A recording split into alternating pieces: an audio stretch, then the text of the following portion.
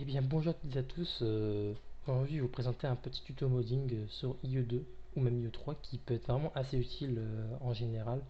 C'est quelque chose que je viens de découvrir, je ne sais pas du tout si c'est connu, donc je préfère vous le partager plutôt que de le garder pour moi. Donc en gros, le tuto consistera à comment reconnaître les effets 3D d'une technique en particulier sans devoir rechercher un par un chaque fichier dans les effets du jeu, ce qui peut vraiment être assez long et assez compliqué parce que c'est pas toujours évident de reconnaître les effets sans avoir l'animation. Du coup, il y a une technique pour et je vais vous la présenter dès maintenant que. Alors, tout d'abord, vous ouvrez votre ROM avec Tink, c'est un logiciel très connu donc je pense que vous l'avez déjà si vous avez cliqué sur la vidéo, mais si jamais je mettrai le logiciel dans la description. Vous allez dans Effet 3D, la langue de votre jeu, vous déployez ceci, vous faites Unpack, ensuite vous faites Extract, vous dites oui, vous l'extrayez n'importe où vous voulez, voilà. Là par exemple, on va ouvrir ça pour vous montrer que c'est vraiment très désorganisé.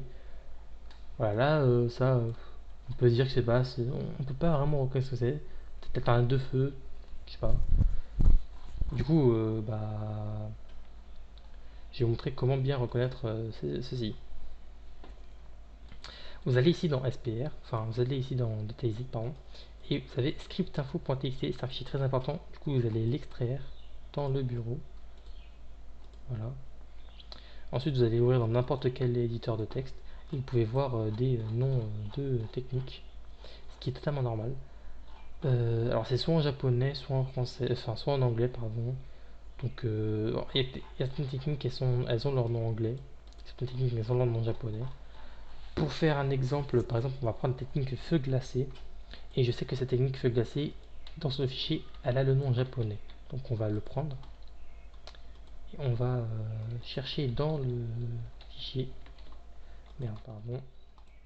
C'est un peu hasardeux le copier-coller. On fait rechercher suivant.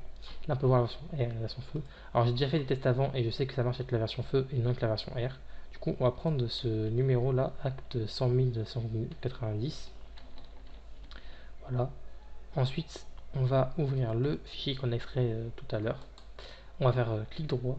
On va ouvrir le logiciel enfin on va faire search with grepwin. Je vais vous montrer le logiciel grepwin, enfin je vous donnerai le logiciel grepwin dans la description, ne t'inquiétez pas.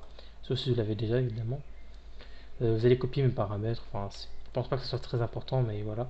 Vous copiez ce numéro là, vous faites search. Là vous pouvez voir deux fichiers, 217 et 218. Alors pour vérifier si c'est bien ça, on va aller dans les fichiers 200, 218. Voilà. Là, on peut voir que c'est le fond de feu glacé, a priori, je pense. Pour vérifier ça, ça ne donne pas vraiment une idée. On va voir l'autre, peut-être que l'autre sera plus évocateur. Voilà, voilà.